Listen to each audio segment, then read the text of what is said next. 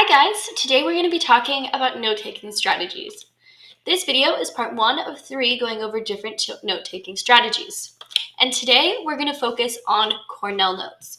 Now, whenever you're taking notes, there's a few important things to understand. One, you need to utilize underlining, highlighting, and color coding. These are helpful to visualize information so that your notes are easy to read and effective to use. These notes aren't just for you to take down in class, they're also for you to study from later, so it needs to be easy to pick out main ideas and important definitions when you come back to your notes days or even weeks later. Now, Cornell Notes are specifically set up in a 3-part system. This is main points on one side, relevant information on the other side next to it, and a summary at the bottom. Let's take a look at what that looks like. So, for Cornell Notes, you can use just a regular sheet of paper, and we're going to go through a few steps. Your first step is going to be to drop a line. Dropping a line means drawing a line a few inches from the margin. This can be about a few finger spaces, as well as drawing a line about 5 spaces from the bottom.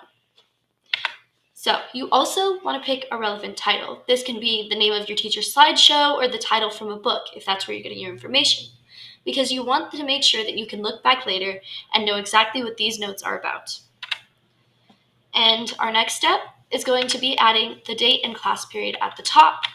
We want our notes to be organized, so whenever we look back at these, we need to know when we took them and what class we took them for, so that we can make sure they're relevant for when we're trying to study.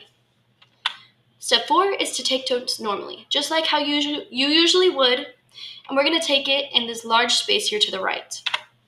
Now, normal notes can include anything that the teacher repeats or accents being highlighted and underlined to make sure you really remember it. If the teacher repeats it or if the teacher emphasizes it in a specific way, it probably means that that's a really important piece of information that may be tested over. So it's good to write that down. And then you can pick symbols to indicate different ideas, such as important dates, names, and words with definitions, depending on what class you're doing.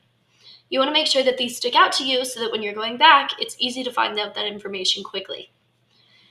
Now, our next thing is to identify main ideas and cues. These are based on our notes. So after we take all of our notes, we're going to look at the main ideas of each section. These can also include questions that we might have that would be a response to the notes, such as predicting test or quiz questions, or maybe repeating quiz questions before the test. These could be writing down important names on the left side to indicate all the ideas that they presented on the right, as well as any key terms or main ideas. Now, our last step is going to be summarizing all of that information, and this is going to be in our 3rd section there at the bottom. Now, your summary is to be written after class, probably at the end of the day after taking these notes, and you want to briefly summarize all of your notes in a paragraph or less. You can still use main ideas that are underlined or highlighted to accent even in your summary, but you want this summary to be relevant to your information, and including everything you took notes on, but still concise enough that you can get an idea of what you're supposed to be talking about. Now, if you'd like to practice along with me, you totally can, and I'm just going to give you a practice excerpt so you can get out a piece of paper or open a Google Docs. Now, you can pause it here because this practice excerpt is called Growing Pains. It's a historical excerpt about American history, and you can just read through it. There's a lot of important dates and important statistics in here, which would be good to take note of. All right, bye.